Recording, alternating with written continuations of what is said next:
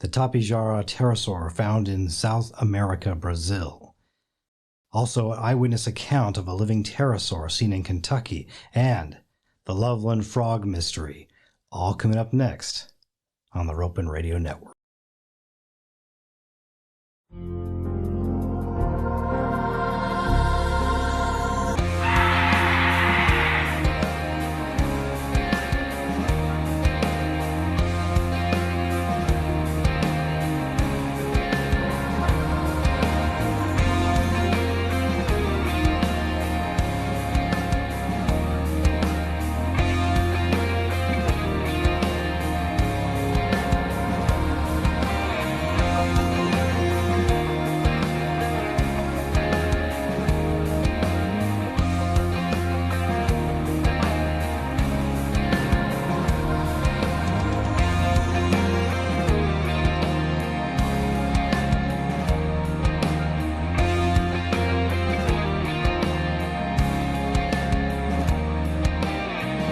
Yes, indeed. This is the Ropen Radio Network, the RRN, broadcasting from the heart of Oregon, Salem's capital. Welcome, my fellow Oregonians and CC media viewers everywhere.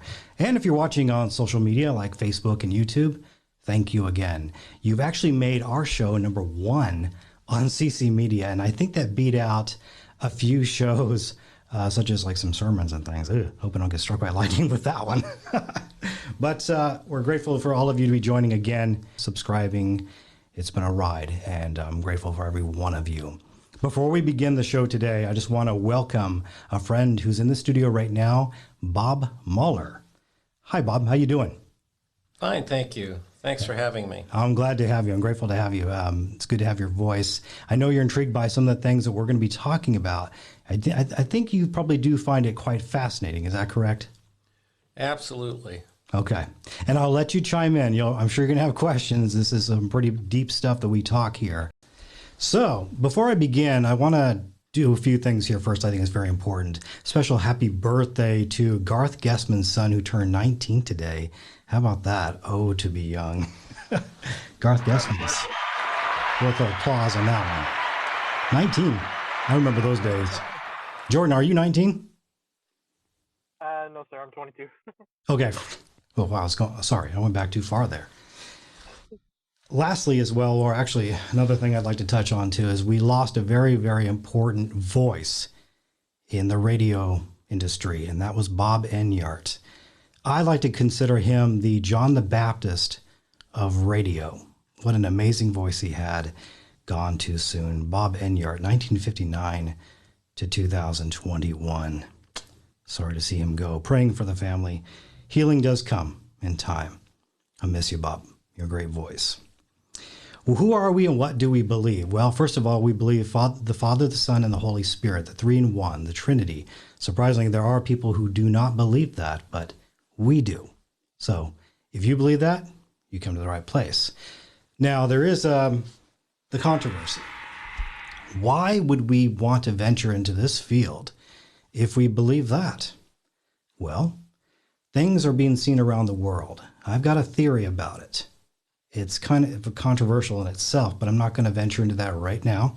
That's a show for another time, a debate for another time. But nonetheless, people are seeing them. We're seeing creatures all over the world that shouldn't be here. We're seeing things that are supposed to be extinct that are alive and well. I think it's worth talking about, especially if these creatures that are supposedly extinct are from God. If they are, he's worthy of receiving the glory for his creation, not the other way around. So that's why we do this. I love hearing from the eyewitnesses. They come forward, they speak. I appreciate every one of them. I want to make sure too that Ben, do you want to be seen this time, or do you prefer just image? Let me just do image this time. Okay, no problem. All right. I just want to do image because I think it's more credible to everybody else to have a video. Okay, it's up to you. I prefer that you're the eyewitness. I want you to be able to feel comfortable. Okay. Oh, I'm comfortable. If you want me to do video, I'll do it. That's fine. I'd like to see video. I'd like to see video. Okay, let's do video then. That's fine. Right. That's up to you, man. Your show. I'll do what you want. Yeah, that's cool, man. I ain't shy. I'm just saying. That is a good profile pic of you. I like that. Oh, that's cool. Yeah, that's my Russian hat I got from Russia. Well, I wasn't Nice. there, but a friend of mine, a real close friend of mine, brought me You let me know when you got your video up and running, and we'll take off from there, okay? that. Okay, let's see what I got to do. What I got to hit on something to get video? I think so. What do I hit here? At least I think you got your original sound up. That's Start fine. video. Okay, I got you. I'm getting new to this, man. I'm getting new to this. My That's aunt's okay. You're doing good. You're doing good. She's my technician. She's hanging with me. Real quick, Okay, we'll tap on one more thing. Let's tap on one more thing. And Ben, you know about this, okay? I'm sure a few of you are aware of this too. Okay. Those listening, those who are joining me. The Tapijara, this was a discovery back in 2013. And this is a fairly good-sized pterosaur. It's about 3.5 feet, 4 feet in height for the body, for the torso. Wingspan 8 feet to 10 feet. But what I find interesting about this particular one is that it was found in South America, Brazil, okay? And it was seized by officials. But get this, it contained soft tissue on the full skeleton. That is... Come on now.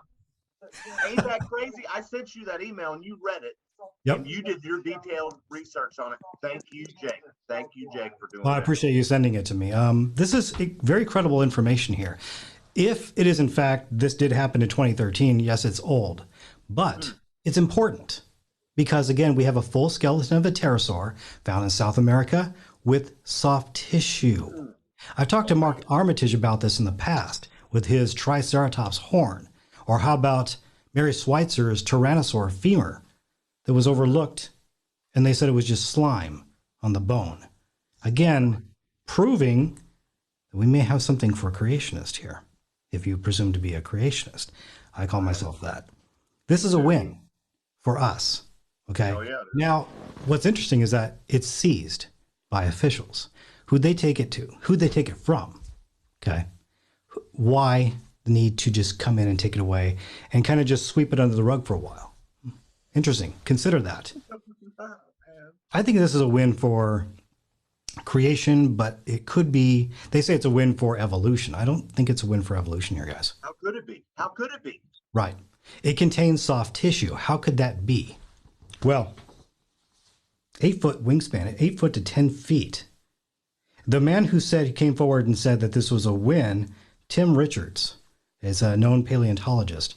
Doesn't necessarily work on pterosaurs because, as we know, the amount of people who work on them on the fossil side, they're scarce. And that only proves to tell us, or only shows us that how little we know about these flying reptiles. Anyway, interesting stuff. Very, very important.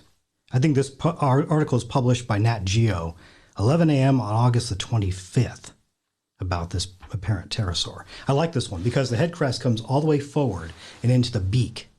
Very impressive looking pterosaur. Not extremely large, but considering the find, a full skeleton. Pretty amazing.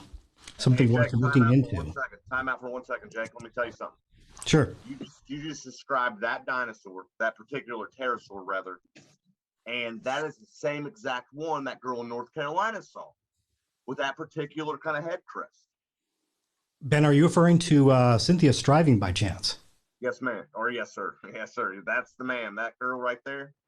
Okay. She saw that same kind of pterosaur. You know about her account. Okay. It makes total sense. If you add up the depictions of both what you explained and what she explained, they make sense to me and put it together like peanut butter and jelly. They're around.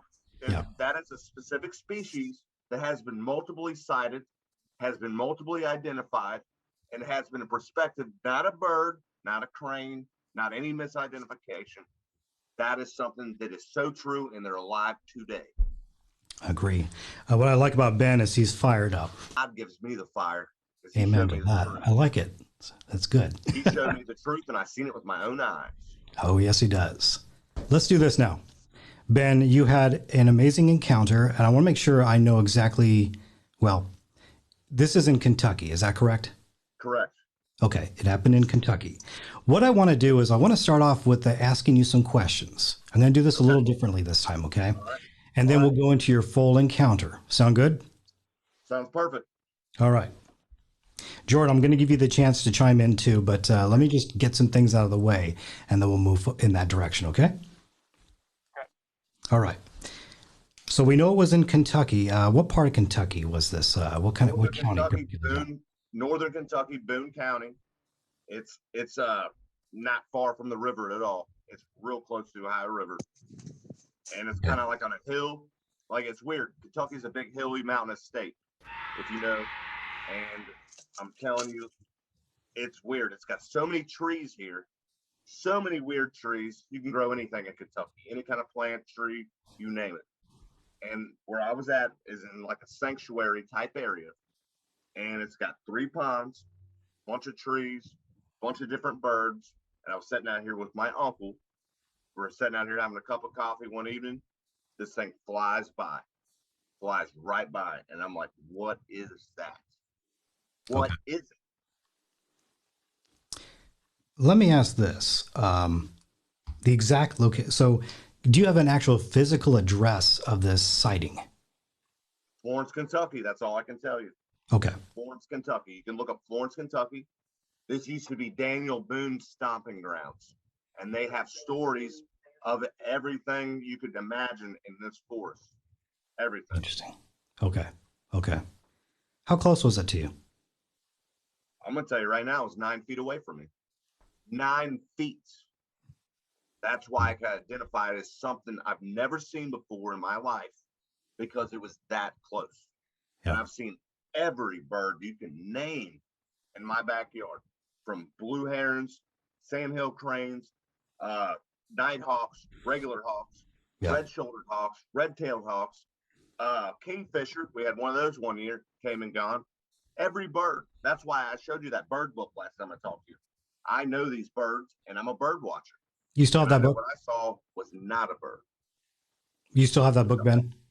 Yes, I do. Yes, I do. I got it around here somewhere. Okay. I read it every day. I So read that book. you're an avid bird watcher. You like birds. You like studying birds. That happened since I was a kid. Okay. Oh yeah, but my whole family's about birds. My last name Partridge, a bird, and that's just something we've kept in our family. Keep that in mind, folks. He's saying he knows birds. Okay, he's been watching and studying for a long, long time. So that's got to say something, right? Wouldn't you think? Was this outside or within inside a structure that you saw the creature? The creature was outside, flying right past my aunt's patio. And when I saw it, what amazed me the most about it, and this is the best description I can tell you, it was almost like it was a bubble flying so slow. It had something about it that was magical. And I could see why people think dragons are magical and stuff. This thing had a certain structure of flight that I've never seen before. Not like a bird, not like a bat, not like anything, not like a butterfly, anything. It had its own little hovering type flying ability. And it expanded its membranes inside of its wings to float right into a tree. Just like a flying squirrel would if you watch a nature video.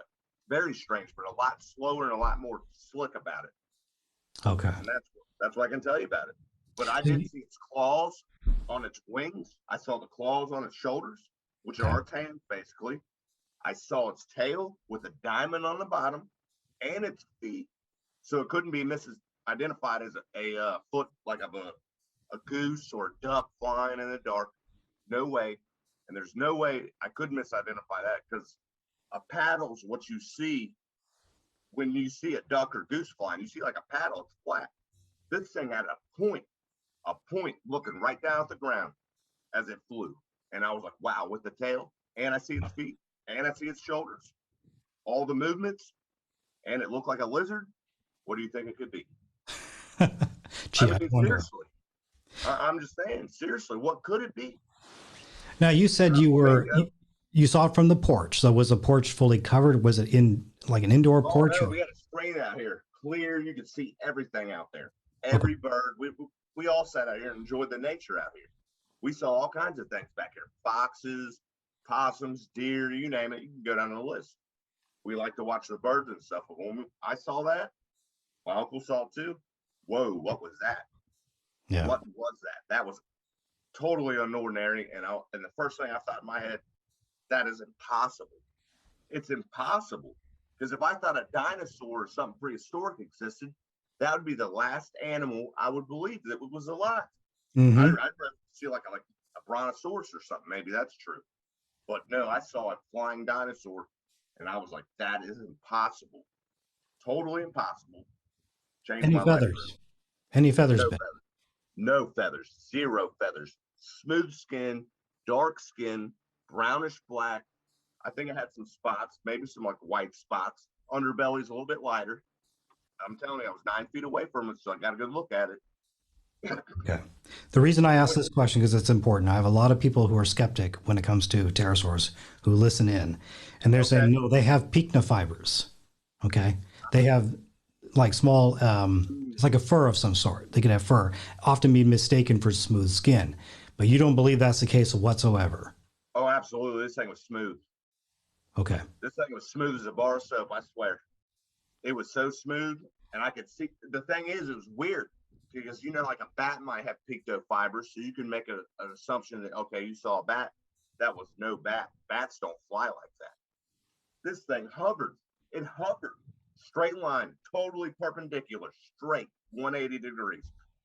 And then like it was weird because it, like I said, it made its membranes come out on the side of its wings to slow it down to go into the tree. I'm going to interrupt just for one moment here, Ben. Want to welcome in Garth Guessman. Garth, can you hear us? You can. Okay. Yeah, I'm just had to get you off mute there. How you doing, everybody? How you doing? It's good to have you here, my friend. I appreciate you. By the way, I have a tapu wara right on my shirt here. Nice shirt there. Hey, Jake, and by the way, this is from the Natural History Museum, and the white parts glow in the dark. They didn't even know what they were doing. There's your Is that bioluminescence. amazing? Oh, you got to be kidding me. Yeah. I like the fact that you brought that out. That's important. Natural History Museum, folks. Natural History Museum. Okay. Garth, I'm glad you're joining us. Special happy birthday to your son. He's 19. Is that today? Thank you. That's today. We just got back from enjoying a little party with him. Okay, awesome. Well, I'm glad you could tune in and listen to us and hear about this amazing encounter. Ben, let's go back to you, okay? Okay. I want to ask, what time of the day was this at? I'm gonna say it's roughly between like 8 and 9 o'clock. Okay. And it was like I said, it was in August of 2010. Well, at that time in Kentucky, it's weird because we're kind of a hilly state. You see a lot of mid sunrise and mid sunset. So it's a real big time dusk that we get. And it's like a straight line of orange and stuff. And a lot of things fly around in that kind of weather and stuff, but it was real humid that year. And like I said, that pond was filled with dead carp to the mountaintop, man. There was a lot of them. And I wondered if this creature smelled that from so far away, and that's why I saw it. Because it was bad that year. But I know what I saw. I saw a flying iguana. That's what it was, basically. It wasn't an iguana. But it definitely had a crest going back. It had membranes in its wings. It looked very light. It looked fragile. If that makes any sense. I guess they say they have hollow bones. It did look fragile, very light, but it did have I've never seen a bird that had claws on its shoulders. And then you see feet plus a tail that's diamond looking towards the ground. And it flexes its tail. And membranes come out when it's floating to the tree. It goes right into the tree. And then I went outside looking for it. I got a little bit of interference here. Just one moment. Okay. That's okay. How long did the sighting last, Ben? It wasn't very long. I'm going to say, I said before, between 8 and 10 seconds. But I think it could have been longer, maybe 12 seconds. This has been a while ago. But I definitely got a clear picture of this thing. My uncle did too. And he didn't know. His opinion was he didn't know what it was. Me being a kid that read dinosaur books and things like that, I was like, that looked like a dinosaur. That's what I thought in my head. And that's what sparked me. Because the last thing I would ever believe is why I would see something like that. Mm-hmm. I'd be more suspicious of seeing a Bigfoot or something like that, or some kind of crypto creature like that, but never a flying dinosaur. Never a pterosaur. Never anything like that, ever. Okay. I would have never believed I would see that. Okay. And I did. It happened. Now, we know that there are certain reptiles in this world that can fly, and some of them are very small in the palm of your hand. Can you distinguish between a Rhamphorhynchus and just a normal reptile, flying reptile? Well, the Dracos, all those flying dinosaurs in the Singapore and India and all that stuff, that could be like kind of a Rhamphorhynchus type, but they're not really shaped the same. They're more like flying, like, I don't know, skinks or something. Okay. But a Rhamphorhynchus, I heard those are like all black and stuff. This wasn't no Rhamphorhynchus. It wasn't. But you already said they don't even have the crests going back. Supposedly. I mean, that's what paleontologists are telling us. And as far as what they found. The only reason I compared to Rhamphorhynchus because the size comparison was roughly the same. Okay. So that's the only thing I got in research thinking, okay, maybe that's what it was because the size was about right. Tell me the size again, one more time. The size of it, I'm telling you, it was like 3.5 feet, like 3.5 feet, maybe 4 by 4. It wasn't very big. Okay. It wasn't very big. There's geese like that that are bigger than that. And I saw that and I was like, man, this flying lizard. Well, I think a good clear indication of that too, Ben, is that you saw a tail, a long tail with a diamond flange. Absolutely. That is what spiked it for me. And I knew it was different when I saw that tail pointing down like the devil's tail from like a cartoon you'd see with the devil. And I saw that little point going down. I was like, this is different. This is different. Yeah, and definitely onto something. That verified my sighting. Like, no bird's got a tail. Not like that. Not like a lizard tail. Not with a point on the end. And then it was not feet. It was not like heron's feet. It was not like crane's feet. I see that all the time. Clear difference. Clear difference. No mistake. Absolutely. Now, tell me a little bit about its movements. What was it doing? Was there any sound? No sound. And that was weird. That's funny you asked that because it was very silent. Like it was trying to be undiscreet. Like it was trying to just move to one place to another without being seen or known. It wasn't like it was trying to make an announcement, like I'm coming in town, flying by your house. It looked like it had a mission, like going right to where it was, probably stalking those dead fish in that pond, probably waiting until the coast is clear to go eat on them. Okay. Or it's a reason to eat bugs. I don't know. I think they might eat insects. I think they might be insectivorian type creatures, but I also think they like to eat on things like carrion and all that kind of stuff. Yeah, I think depending on what the food source was there, it could have been very enticed by it. I have, let me give you a chance to let someone else ask a question here. Garth, after what you're hearing, would you like to chime in on this? Have you been able to sketch it, to draw a little illustration of it? Well, I wanted to do that, but I got something to be honest about. I'm a terrible artist when it comes to hand sketches, man. That's all right. Just any indications, and then you can like put measurements or write some numbers down to help to identify what you're trying to get at. But those little drawings that you put out are really, really important. As bad as you think they might be, they really communicate a lot more than. Okay. They're very valuable. Actually, to be honest with you, sir, I just listened to your podcast on the Ropen network that you had when you were in Papua New Guinea. I thought it was flat out amazing. I loved it. And I'm thinking those things could be similar as what I saw for sure. And I don't know how big the ones you saw were. And maybe you're right. I need to try to make an attempt to sketch some things. And I can email that to Jacob and he can put it on there so you can see. I'll try real hard to measure it, put the measurement marks on it and everything. I think that's a good idea. It will give you a sense of closure there. Great. Oh, go ahead, Garth. Yeah. Thank you. No, I said thank you. That's good. That'll be very helpful. Yeah. I'll do my best to do it. Jordan, are you there? Would you like to ask a question? Sorry, my phone just turned off. I mean, I have no clue what was going on. It said it was overheating, so it's good now. So I kind of lost 10 minutes or something. So okay, no problem. Do you have something that you'd like to ask by chance? did you guys say what time his sighting was when he was seen on the porch? We did, but why don't you go ahead and tell him, Ben?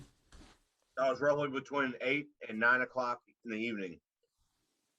Oh, really? It was a very hazy, Like, Yeah. I'm telling you, like the sun was bright in the clouds. It was like orange in the sky, green on the greenery. And that thing came in like a dark night. And I noticed that thing. It was weird because it was trying to be discreet. Like I said, this thing did not want to be seen. And I'm thinking, this is slick. And what I thought when I went looking for it, it was like a chameleon. I think it went in there and disappeared. I don't know how it did it. I looked for it, because I wanted to know. Could not find it. But I did see it fly. I got an ID on it, and I know what it was. Yeah. That sounds familiar, doesn't Hey, it, Garth? Ben, I wonder, it does. What did you say the light was in the sky? Was it completely dark yet, or was there a little light from the sunset yet? Oh, it was all sunset. That was a sunset. It was like an orange band above like the black tree line. Okay. And then you could see the trees from the extra sunlight on the bottom still being green. And it was just kind of like, like a 3-tier, like, okay, you got the big orange, you got the darkness underneath it, and then you got the trees that are still lit up by the sun. And this thing was using that kind of, I guess, the weather or what was going on to skate across without being seen. It was trying to be discreet. And I know this because I felt that. Yep. And that's something we've touched on before about them maybe using weathered patterns to come out more.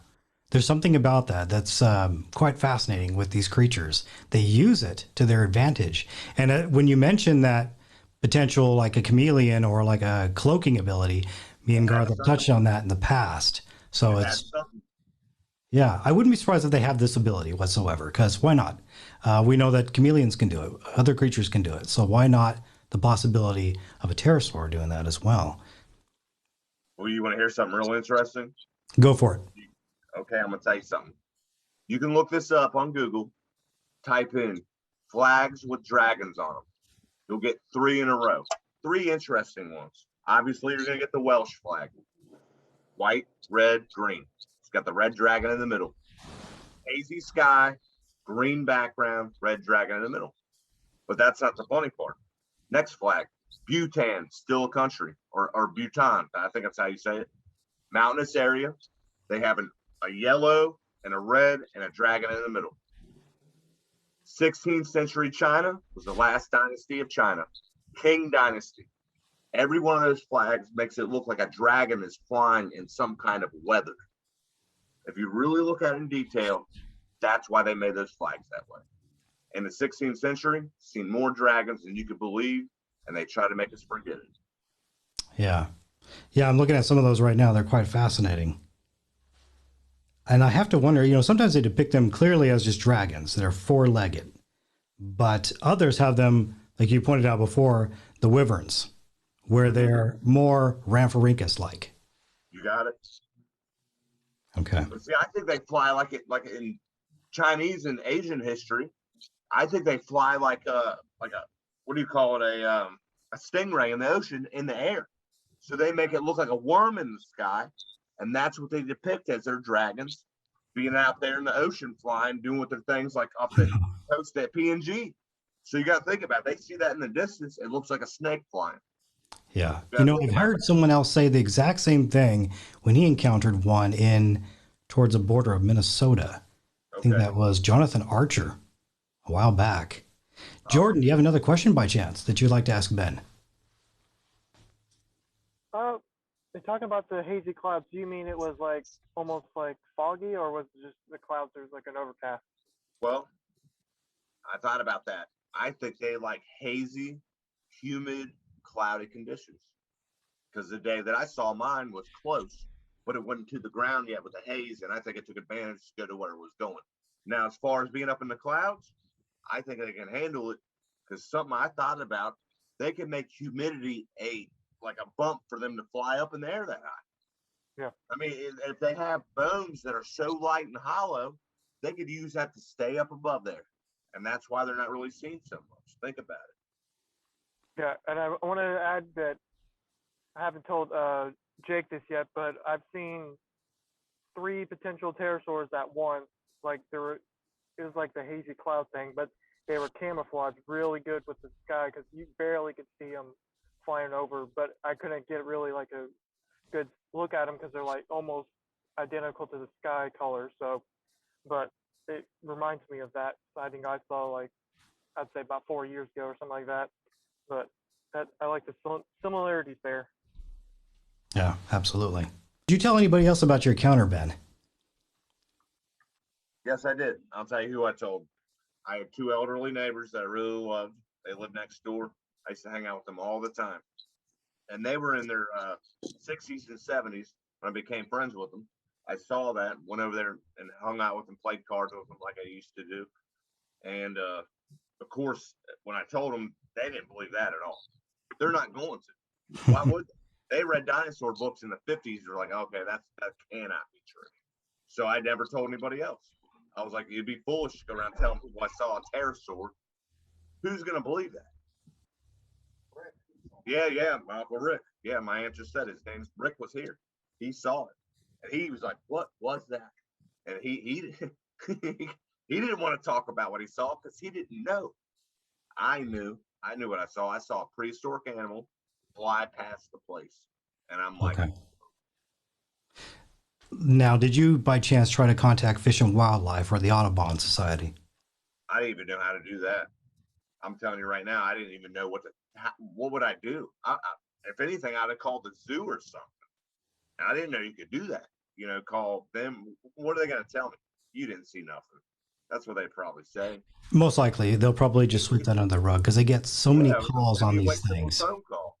But you know, one thing I never did deny what I saw though. I try to convince myself I didn't see what I saw. Try to research birds, all that stuff, lizards, everything. But I know what I saw, and I'll never deny it. Okay. Garth, do you have another question for Ben? Tell me, Ben, about, hold on. Yeah, I'm still on, right? You should be on, yes. You guys can hear me okay? I can. Yeah. Okay, very good. So Ben, tell me about the time when you saw it and then you no longer were able to see it. Tell me about that transition. Tell me about the specifics about seeing it and then when you could no longer see it. Okay, here's the funny part about it. So I watched the whole motion. I told you it was between 8 and 12 seconds. This thing flew straight at first. It flew straight. It had its wings out, tail straight, looking just like you would see in a typical like dragon picture. And then it folded its body. It folded its body, let the membranes on the outside of its wings expand and floated. I mean, floated like a balloon. Just kind of glided real slow and went right to a tree, and it climbed up in there and vanished. It's almost like you say, it could become invisible. I don't know. Does that bioluminescence that makes it invisible? I don't know that, but I went out there and looked for it. And I could not find it, and it went in a tree. Not no pond, nothing. Did you see it? Did you see it land in the tree or just fly beyond the tree and then the tree covered where it was going? No, I saw it go in the tree. Just like a flying squirrel flies right into a log. It went right in. Boom. No ponds. It didn't go no pond like a duck or a goose would, or fly over and just quack and go right in. It went in that tree. Bam, right up in there. And it climbed up in there, and I was looking in the trees for it because I knew that's where it went. I couldn't find it. Could not find it at all.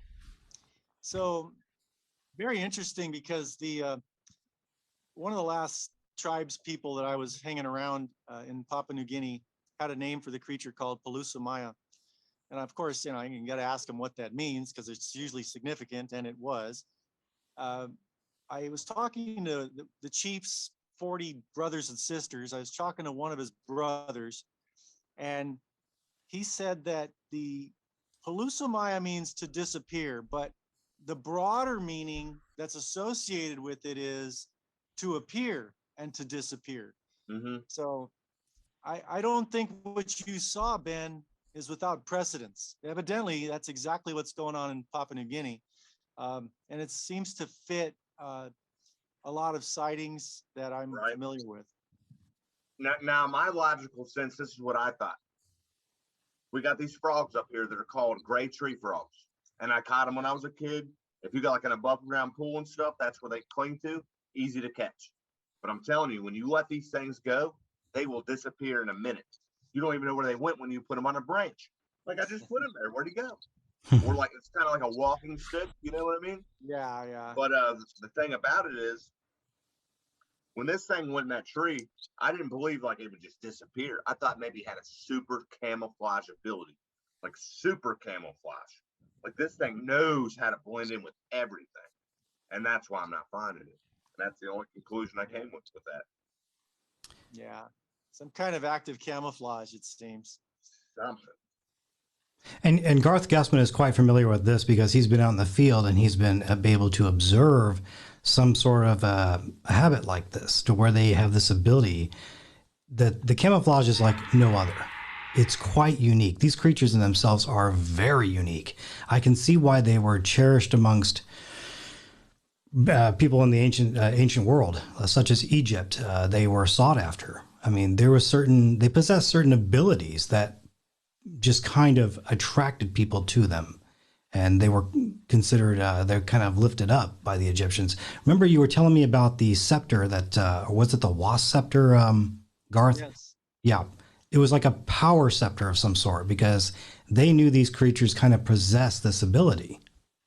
Yeah. Anybody in professional Egyptology will automatically deny that pterosaurs have anything to do with wasp scepters, and vice versa. But the simple resemblance is uncanny. I've heard them say that speculations, even Carl Schuker, very respected cryptozoologist, thinks that the wasp scepter is an illustration of a gazelle or some kind of deer-like animal, antelope-like animal. And, he may have a point, but the thought is that the projection out of the back of the head is a set of ears, and because they're aligned just right, you only see one ear because it's profiled. Well, believe me, Egyptologists know how to make ears in profile and still draw two ears. Erebus is the perfect example, the jackal-headed god of the dead. They draw him with two ears constantly. So I just see it as a precedence that if they're going to have two ears on a gazelle-like creature, if it is the wasp scepter, they would make two ears. And plus, the wasp scepter is not two-dimensional; it is completely three-dimensional. It's on a staff, and you can turn it around and everything. And it's only one projection out of the back of its head, and it just doesn't fit though, because with the wasp scepter, it's very three-dimensional, so you can see all sides at once. No ear is covering another ear on a wasp scepter. It's never presented that way. And yet in modern renditions of a wasp scepter, like in the last, 20 years, you might see two ears on a wasp scepter, not the ancient depictions though. But that's pretty good, Ben. Tell me more about your sighting. Was it just one sighting of about 15 seconds? Roughly about that, and that's the only sighting I ever had. Mhm. But I wouldn't really say it was 15 seconds. More like 8 to 10 to 8 to 12 seconds. But it was enough for me to know it was it was so close. Like I said, it was 9 feet away. So when you see something that's Right. 9 feet away, you definitely have an identification on what you saw. It's not a duck, Right. not a goose. What is it? A flying lizard. And the only thing I knew it was a pterosaur. That's all it was. And it was a pterosaur. And I had a witness here. Tell me more about the tail. Describe the tail, the length and the shape of it and all that. The tail was the most interesting thing about the whole time I saw that thing. Mm-hmm. And the reason I say that is because it was straight at first. It curved it into an S shape and used its tail that was shaped like a diamond, almost like a rudder on a boat, to guide it right into the tree when it was floating like a helium balloon right into it. That's all I can tell you about that. Tell me more about the tail and where it was pointing from the creature. Was it directly behind it? And how did it, see, this is where a picture could come in handy. But yeah, I know, just do man. your best I'm not a great artist, but I'm a definitely good descriptionist. I'm a definitely good descriptionist. I'll tell you what happened. That tail was straight. It was right behind it. And then it pointed that tail down. I mean, you could see it. It was almost like a spade pointing straight down. And it curved, like I said, it curved its tail in an S, using it kind of like a rudder. And if you think about it, that's pretty aerodynamic from a back point, guiding it to where it needed to go. And I'm thinking, but when you saw that, it stuck out so strongly. Like nothing has something like that. Nothing I ever seen in my life. And I'm thinking, wow, what did I just see here? A flying dinosaur with a pointed tail. That's right. I'm telling you. Hey, Ben, do me a favor. When you're drawing your illustrations, can you try to draw 2 or 3 kind of comic strip style to where when it changes its tail direction or shape that you kind of illustrate that of what it did at this point and then at this point and then at this point? That would really help because you're describing a lot of dynamic characteristics of a tail. And you know what? I could picture those in my head. I think if I took the time, I could draw those right. And what I'll do is I'll draw those, take a picture, and I'll send them to Jake. And then he can send them to you, and you can do your verification on that. Sound good? Yeah, that would work out great. Yeah, I think with what you're describing here, it really is unique because we don't usually get a lot of people who go into the tail too much. But then again, it's important to ask that question because you mentioned that you saw a head crest and tail. Now, absolutely. Okay. No, that's 100% fact. Yeah, and the thing is, when we get into that realm, most people are going to dismiss it because, well, most experts or paleontologists are going to dismiss it because they are not supposed to have head crest on Rhamphorhynchoids or Rhamphorhynchoids. Okay. So especially if it could be that kind. Time out. That's ridiculous because I think that Rhamphorhynchoid head crest is cartilage, and cartilage could dissolve. Gone. No more cartilage. So they wouldn't even look like they had a head crest, even if it was a bone found a fossil. Cartilage wouldn't last in bone. Maybe it could, but not as easily as bone could. Does that make sense to you? The most of the head crests are bone. They're just extensions of the skull. They're not cartilaginous.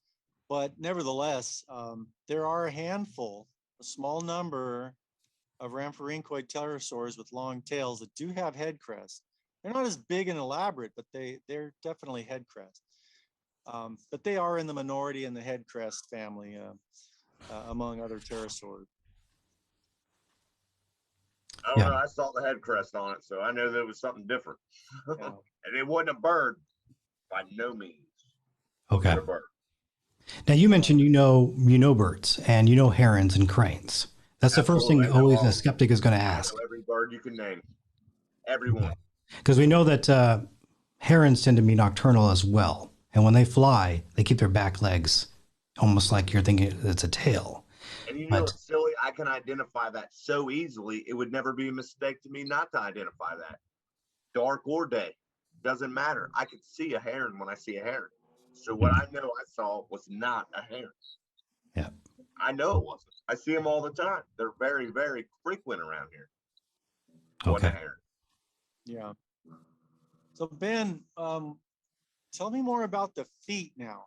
You say you saw the tail and you saw claws on the wings. Yes, sir. Did you see feet and legs? Yes. Oh, yeah. The way the feet were is funny.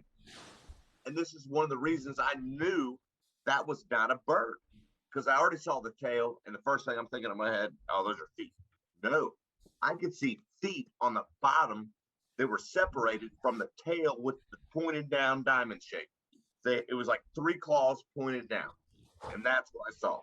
That's the most I remember about the feet sighting I saw.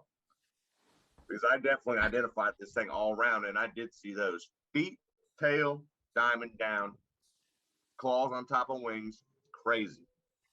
That was the next question I had was, tell me about the claws. Tell me about the hands. Were they this or this? 3 on top like this, curled down. 3 on top. Curled down like it was almost trying to pull its wings to do its thing before it inflated to go into that tree. Like it was trying to control, come to a close to go into that tree. You know what I'm saying? Crunching down, going in. And you say it had 3 claws on the wings. How many claws on the feet did you? I know that's kind of a lot of detail to remember, but from what I saw coming from the front way where it was flying, I couldn't see the back of it. I couldn't see the back if it had claws in the back, but it was 3 down, 3 up. It's almost like it had like 3 on the wings and then 3 on the bottom. Almost kind of like, maybe an eagle or something, but I couldn't tell if it had a back claw or not. Couldn't tell about that, but I'll tell you what, I saw 3 down, 3 up. Okay. Which would make sense if it was quadrupedal, which I believe these creatures are. And I've said that before.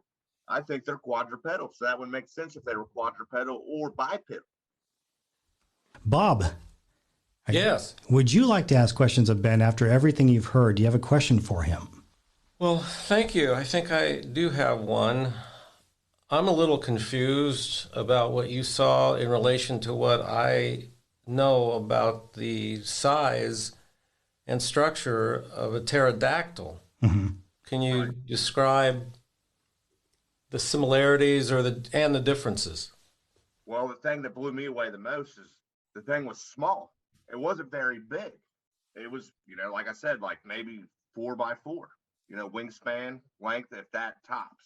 And I'm thinking, well, I hear all these stories and they talk about big ones.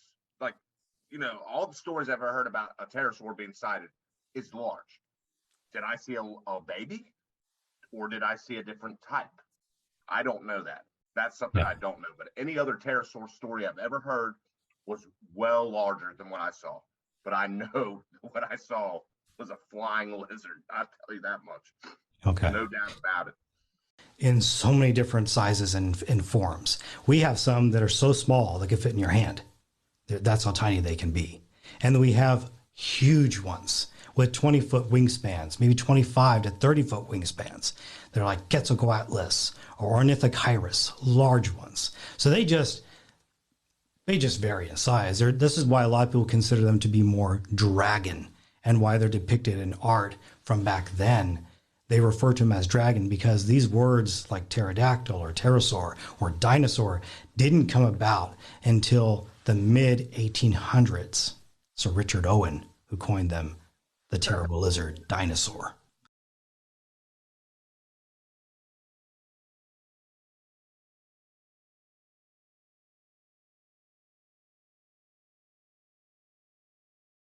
What I want to do now is I know he has some other topics we want to get into before we lose time. But one last question. Jordan, do you have something more you'd like to ask? When you talk about the tail S curves, what do you mean by that? Do you mean the tail went into an S shape? Or can you clarify on that one? What I mean about the S shape is this thing was flying straight. It had a fluid, solid motion, but it knew it had a destination to fly into a tree. So what it did, it folded its body. The membrane of its skin and its wings expanded. It became slow, like I explained, like flying like a balloon. And it used its tail, like it flexed it in an S shape with a diamond pointing down, using it like a rudder to control its flight into the tree. Does that make sense? I've been hearing people saying that the pterosaurs' tails, well, I guess Rhamphorhynchoids' tails were stiff, like, and it wouldn't have been possible to make it an S shape. But I'm like, yeah, but that was just Rhamphorhyncho. There's different types of pterosaurs with tails that could have easily done that. So I don't know if you want to elaborate on that or not. So, Jordan, let me ask you a question. Jordan. Scientists believe there's no way a Loch Ness monster, beyond its skeletal ability, could lift its head above water like a snake. And I'm looking at all the neck bones in the books, and I'm thinking that's bogus. They said it could never do that. Why would they say something like that? That's ridiculous. So I do want to reiterate on something here real fast. When you, like what Jordan mentioned, because that's pretty important, because we have been told that there's no way they can also move their neck like an S, kind of like you would see like a swan or like the herons or the cranes, that they can't come back, okay? That it can't come in like an S. But other eyewitnesses have said they've seen that. Take one, Jason McLean, who saw it in Texas. Its head was back in almost like an S form, cocking it back. Garth, can you maybe reiterate on some of that? Have you heard of that kind of being described from what you've come across in your research? I think I've been exposed to both the Rhamphorhynchoid and the pterodactyloid style of head to neck connection. The Rhamphorhynchoid head is connected in line so that the foramen magnum that has the brain to spinal cord connection, the hole there in the back of the skull, is directly in the back of the skull, and that's where the head and neck connect. Not so with the pterodactyloids. The foramen magnum is. One moment. We good? He'll be back. He'll be back. Awesome.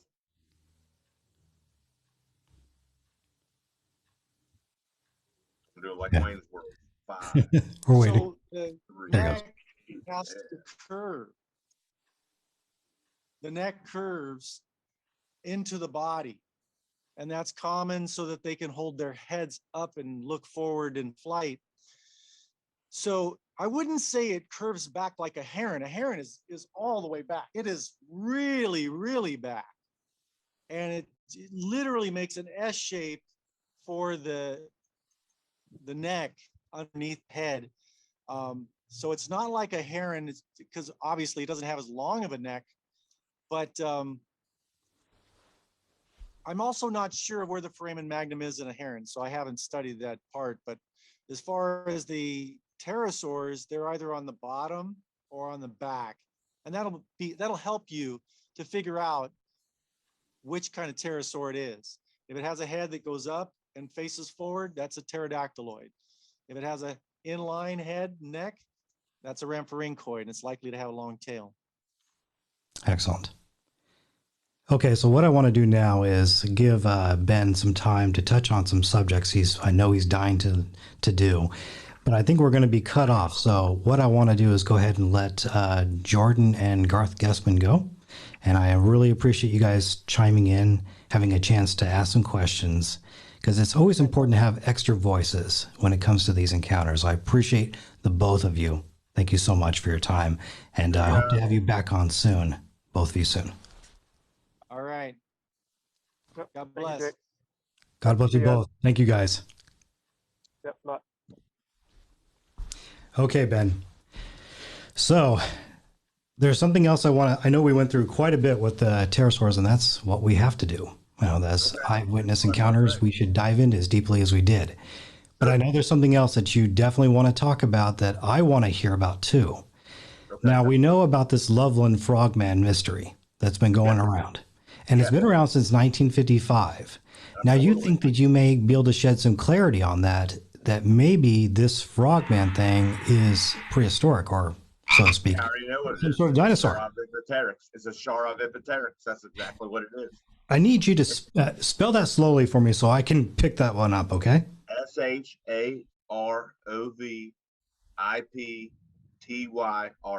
Rhamphorhynchidae.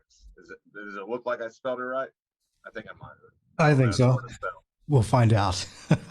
Now, I don't hear that one very often. That is a rare name to use when it comes to some sort of a dinosaurian, small, roughly small. But you think that this man named Honeycutt back in 1955 saw them instead? Oh, Not absolutely. frogs. Absolutely. Okay. Those were sighted animals in Loveland back in the 50s all the way to the 70s, and they were there. And the funny thing about it is a police officer shot one, brought it back to the police station. It's an iguana. Somebody let their iguana go and threw it away. But you know, they said those things could jump 8 feet in the air. Do you see an iguana doing that? Hell no, it's not going to happen. This cop shot one, took it to the station, probably threw a dinosaur in the garbage. Ain't that sad? That is sad. Do you think they would know what a dinosaur is back in 1955? I mean, that should be a clear indication. No way, not no Mayberry cop. He's gonna look. He's gonna go to a pet store and see if that's what it is. He didn't read history books. He's just a regular on the beat cop. They wouldn't. I mean, you know, the times are different. They are. Yeah. We know more now than they knew then. So sad. To imagine if that is truly the case, What a horrible thing, because I've seen the depictions of these creatures and what people have mentioned over decades about what they look like. They keep going back to frogmen. They keep thinking it's a frogman. It's like, how can you misplace a frog with a dinosaur? I mean, well, what's funny about that Loveland frog story, I sent you a picture when a Rhamphorhynchidae crouches. Its legs are bent up like a frog. Anybody can mistake that. And nothing in a frog sense can jump 8 feet in the air unless it's got some kind of flight, which is Rhamphorhynchidae has got plenty of flight in its legs. Look it up. Yeah, I will. But I'll be showing that to the audience because I want to get their take too, because I find that extremely interesting because, again, we're talking dinosaurs in the Ohio River or Little Miami, is so to speak, what they call it. Yeah, they're all over here. Yeah, and see, actually, 2016 was a recent sighting of a Loveland frogman where they thought they were playing Pokemon Go. Everybody's like, oh, come on. They were just playing a game. Well, you could pick things up on your phone when you're playing this game accidentally, but there it is. And they believe they captured an image of this creature. It's kind of hard to tell exactly what it is. Everybody thinks frogman because that's the rumor out there. Right. But maybe Ben's on to something here. I think I should go digging this up and see what I can find out. But I think it's worth the investigation. Maybe something for an investigation in 2022. We shall see.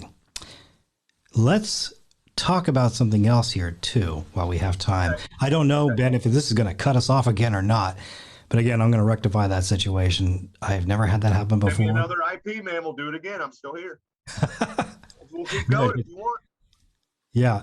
I'm sorry to have to let go of Garth and Jordan so quickly, but I want to be able to get these conversations going about these other topics you've been wanting to talk about it, and I wanted to hear about it too. So we had mentioned together last week the Jersey Devil, as the Pine Barrens, I believe, are big. A lot of people say they're not, but if you live there, if you've been from the area. I've listened to two gentlemen who lived in New Jersey, and they've been the Pine Barrens multiple times. It's big. Anything can hide there, especially if we are under the notion that a pterosaur is what's being seen out there. I believe that a pterosaur is out there. Mm-hmm. But a lot of people who've come forward, who've talked to me, mostly in just a lot of emails, and I try to get to those emails as much as I can, they are adamant this is not a dinosaur. It's worse than that. Now, they said this thing looks demonic, but something you mentioned a while back that I'd like to hear you repeat again. Okay. Yeah. Go into that again for me, please. So you're talking about the Jersey Devil? That's right. I mean, my depiction on the Jersey Devil. That's what you want to know. The Jersey Devil was a pterosaur that went down in a chimney. Some lady was having a baby. Somebody chased it off, and then it's been around that area for a long time. Wasn't developed. Now it's getting more developed. These pterosaurs come from the Pine Barren Forest. So people start seeing a dinosaur type devil, which is quadrupedal. And that's why they made that picture that looks like a horse with a tail with the wings. That's where that picture came from. And the other picture, it's a pterosaur, just misinterpreted on paper. Okay. That's all I can tell you on that. So when people come forward and they say that they've seen it, but it doesn't look like a pterosaur. How is some artist going to draw that when they're listening to somebody? They don't know what to draw. They don't know what to draw. Well, Ben, I guess let me give you this, okay? The people I've had one gal come forward. The other ones have been mostly on paper or by email. And This gal is very clear that it's not a dinosaur. That is something far worse. Now, she said, like I had mentioned before, it's demonic. But you had said that pterosaurs look demonic at first. They can scare the hell out of you. And I agree, Absolutely. They can. If you saw one of those things, you would think you're seeing Satan himself in the flesh. And I guarantee anybody on earth that would run into a pterosaur in their lifetime, whether it was on ground or in the air, would think that's the devil. And that is why they're so terrifying. But yeah, and we could go back to something I touched on a while back was the NASA gargoyle. Frank Shaw's gargoyle he saw over on the NASA building. Well, we know that pterosaurs have been seen all over Houston, Texas. They're abundant in Texas. All over. And you know what's funny? I'm from Texas and I live in Kentucky. I ain't heard no stories about pterosaurs when I was there, but up here I saw them, so that's different. I saw them with my own eyes. Now, when you saw the Rhamphorhynchus, I'm just gonna say it's probably a Rhamphorhynchus of some sort. No, the Rhamphorhynchus, because it had a hood on it, man. It did. Yeah. It had that crest. But you weren't scared when you saw it. You were just in awe. Oh no! And you know what's funny? I'm gonna be 100% honest. When I see something that's crazy, I kind of say that WTF, which isn't really good to say. When I saw that, I went past that and was like, "What is that? What is that?" And it totally blew my mind. And my uncle said, "I don't know." I remember him saying, "I don't know what that was," and he was totally freaked out. Okay, he was, or you were? Well, hell, we both were. You both were. Okay. I wasn't really freaked out. I was excited to see something I've never seen before. Yeah. That was weird. I was intrigued by it. Like, what the hell was that? Mm-hmm. Mm-hmm. And I wanted to tell you something that just recently happened to me, and I would have loved to have Garth on this one as well. But just the other day, I saw two objects in the sky that were like giant fireflies, and they were probably about 1,000, 2,000 feet up. But they probably UFOs. Yeah, I was thinking originally because last August, there was an object in the sky that saw an airplane and it stopped in its tracks. And then it waited for the airplane to pass and it made a course direction quick. Wow. And that was the first ever that I've seen an object like that. That was not a pterosaur. That was definitely something else because it reminded me of some sort of cube. So it was not a drone. Drones don't move that quick. They don't blink like that. They don't stay lit up like that. No, I totally believe you on that one. Something was going on overhead, and it's been happening again as I saw two more objects. But this time, I don't believe they were UFOs. I think they very well could have been pterosaurs on some side because we know they can light up. Pterosaurs did that? That's incredible. I mean, I ain't going to say you're lying, man, but I think that's kind of weird because I think this bioluminescence thing is a possibility. And this goes into the information about them almost being sought after in the ancient world because of their capabilities, their ability to hide, their ability to glow. As some people have mentioned, it's like a fire. They want to be invisible. Yeah, and they're like, okay. Lord of the Rings ring. Yeah, yeah. It's like, again, we go back to dragon. A reason why they were called dragons, for a good reason. I mean, they lit up like fireflies. And I made a story about it, and I thought, okay, I'm a knight, and I'm told there's a dragon in a cave, and I'm the bravest knight in the area. And they're like, you got to kill the dragon. You go down in that cave, and you got some big beast that is a dragon fighting you, and you kill it. But its breath is so hot. Its breath, you got to think these dinosaur breath, blowing down on this knight. That's where I think another fire story comes from. And this guy kills it. And then he goes back to the town, says, I killed the dragon. He's a hero. And those are true stories. I don't think these are fables. I think they're real. I agree. Now, you mentioned also something real about stories. Yeah, we're talking fairy tales. They really happen. Yeah.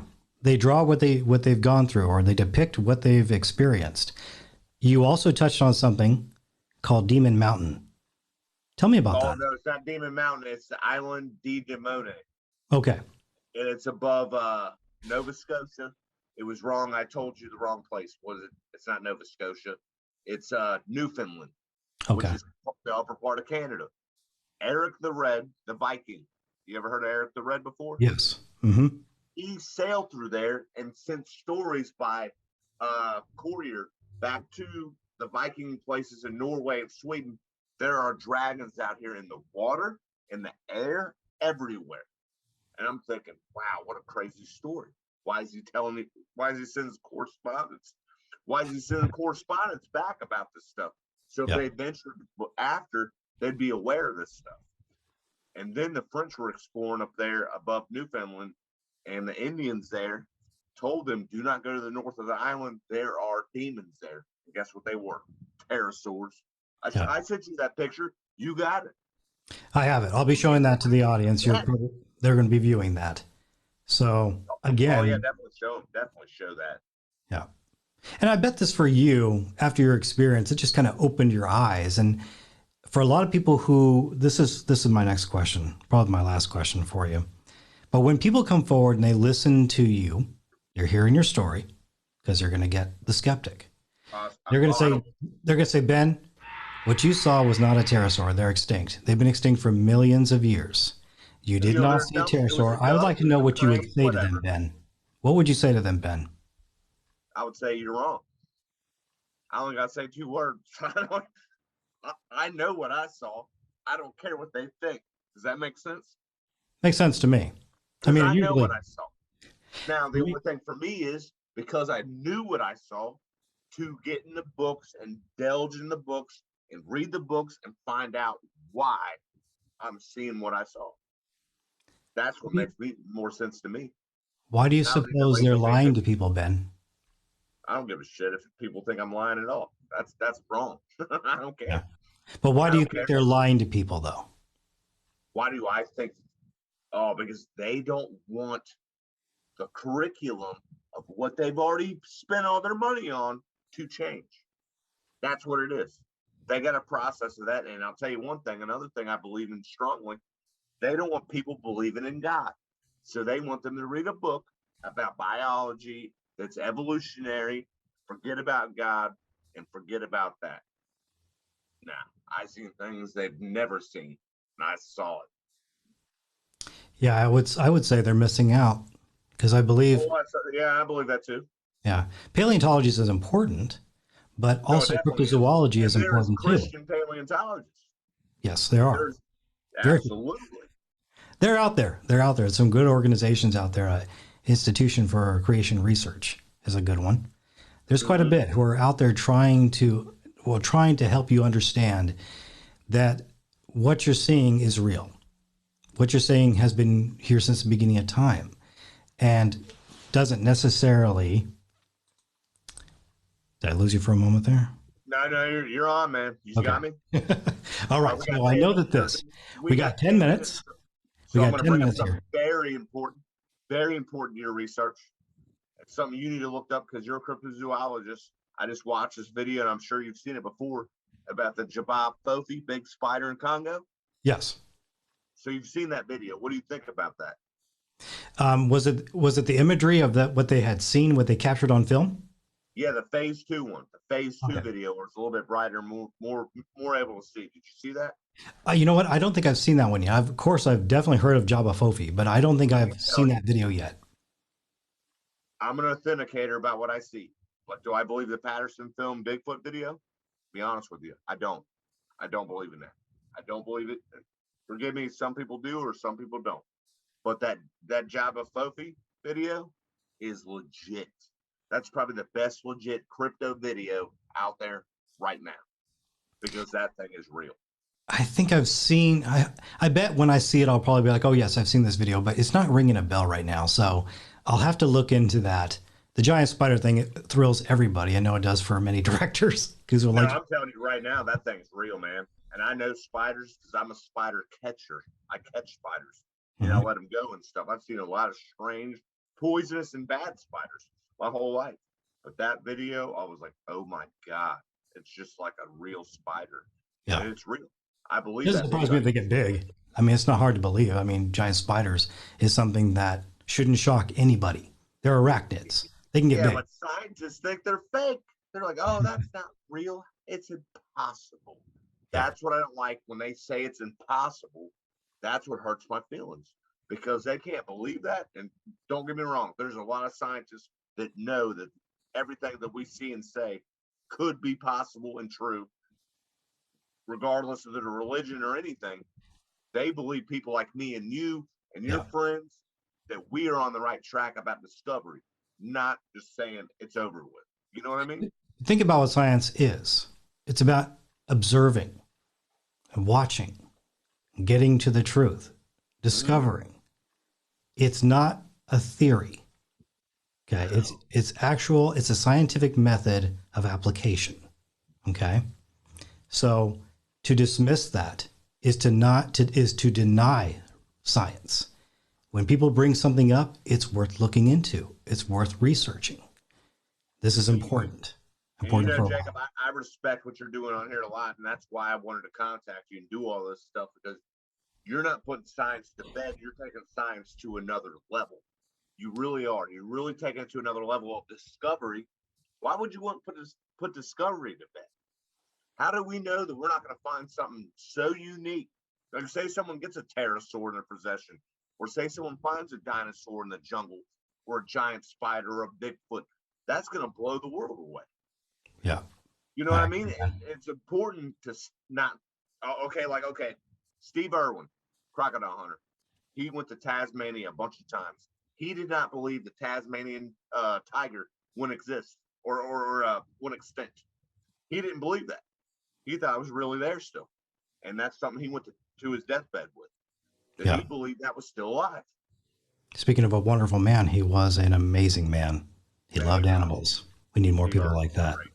Yeah. Awesome. Ben, I'm going to have to call it because I know we're going to lose time here. But I cool. assure you that won't happen again. Not on my watch. Oh, no, you're good, man. We'll stay in contact. We can do a video call anytime you want. I appreciate your account. It was thorough, and I believe you. I think that you definitely saw a living pterosaur, a smaller version, but nonetheless an important account that is worth hearing, worth people to listen to, because these things are out there, and we need more people to come forward, tell their story. And as I've said before on this network, I promise that when you come here, you won't receive any ridicule. I'm ready to believe you. And I entrust you to be honest with me as well. If you're honest with me, I'll be honest with you. So I appreciate you, Ben. Thank you for joining us. Thank you for your account. God bless all your work. Keep him first place in your life, okay? You got it, man. You too, man. All right. That was Ben Partridge, everybody. Appreciate him. I'm going to let him go. So long, Ben.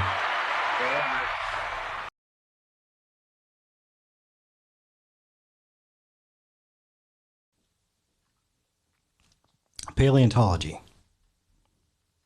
I've known a lot of great people in this field. I met some people in Eastern Oregon, John Day Fossil, I've come to admire. But I think when I hear people fight tooth and nail to say that these things are extinct, it is frustrating. Something is going on in our world and it's being dismissed. I would think that paleontologists would be eager to hear about this. Of course, naturally, the rebuttal is they're extinct, and they've been extinct for 155 million years, give or take. But they're not. Another eyewitness comes forward, and it's our job to listen. I thoroughly enjoyed our conversations. Thank you, Garth Guessman, for being a part of the show. Thank you, Jordan Henrichs.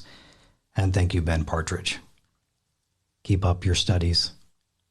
Keep up the studies on the avian type. We need more of that. So I'm glad that you've been out there. You know what birds are. You know the different varieties. That's important to know and to follow up on. Folks, thank you so much for joining me. But before I go, most importantly, seek the truth. Keep your eyes on the sky. And God bless every one of you on the other side of the screen. I'm your host, Jacob Guerra.